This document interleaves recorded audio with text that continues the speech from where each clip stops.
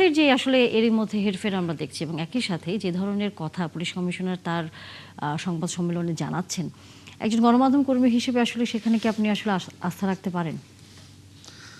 ধন্যবাদ আপনাকে। আসলে আমি দুই দিক দিয়ে কানেক্টেড। জি। একটা হচ্ছে আমি রংপুর জিলা স্কুলের প্রাক্তন শিক্ষার্থী। আচ্ছা। আবার আপনি যদি দেখেন যে পুলিশ কমিশনার যিনি এখন আজকে রেঞ্জ ডিআইজি দায়িত্ব নিয়েছেন, উনি আর আমরা দুইজনে কিন্তু একটা সংগঠনের, উনি সেক্রেটারি, আমি জয়েন্ট সেক্রেটারি। তো দুই দিক থেকে আমি কানেক্টেড। তবে একটা বিষয় শুরুতেই কিন্তু আমার খটকা লেগেছিল, সেটা হচ্ছে যখন প্রথমবার দুজনকে নিয়ে আসা হলো যে এই দুইজন এই চারজনকে মেরে ফেলছে, তো সেটা কিন্তু মানে সাধারণ মানুষ হিসেবে আমার কাছে এটা সেভাবে বিশ্বাসযোগ্য মনে হয়নি। কারণ দুজন লোক চারজন লোককে কীভাবে মারবে, এটা একটা বিগ কোশ্চেন। এরপরে যেই এখন আবার নতুন করে আবার সেটারই কিছুটা আপডেট ভার্সন আসছে, আরও ভিতরে ডিটেলস তারা বলার চেষ্টা করেছে। এখানে আমার যেটা মনে হয় যে আমরা পুলিশ তো প্রথম কি করে, আগে জিজ্ঞাসাবাদ করে প্রাথমিক যেই তথ্যটা পায় সেটাই গণমাধ্যমে দিয়ে দেয়।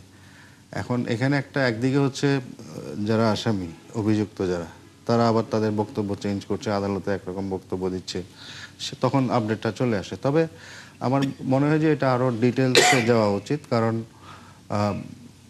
যেহেতু জায়গা জমির বিষয়টা আজকে চলে আসছে যে সিদ্ধার্থ দাসের সাথে ওনার জায়গা জমি নিয়ে অসন্তোষ ছিল, এরকম একটা কথা এসছে।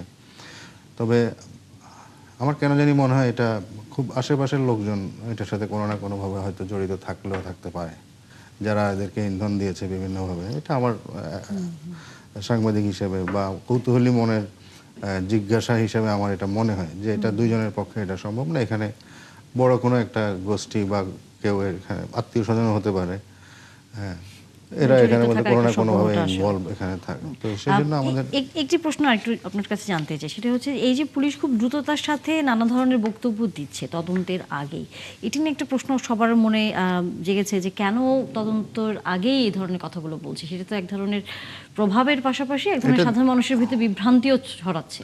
এটা দুটো কারণে হতে পারে। একটা হচ্ছে এত বড় একটা ঘটনা ঘটলো, পুলিশ এখনো কিছু বললো না কেন। আচ্ছা। একটা পুলিশের উপর একটা প্রেশার থাকে, তখন তারা প্রাথমিক যেটা তথ্য পান সেটাই তারা তাড়াতাড়ি ডেলিভারি দেওয়ার চেষ্টা করেন। এটা এই কারণে, একটা কারণে হতে পারে। আবার আপনার অন্যভাবেও একদিকে তো এদের প্রেশার, আবার অন্যদিকে স্থানীয় যে মানুষজন তাদেরও একটা প্রেশার আছে। সব মিলিয়ে তারা হয়তো এই কাজটা করে বসেন। তবে প্রাথমিক আমার মনে হয় যে আরেকটু সময় নিয়ে একটা বিশ্বাসযোগ্য কিছু তারা হয়তো দিতে পারবেন, যেটা আমার মনে হয়।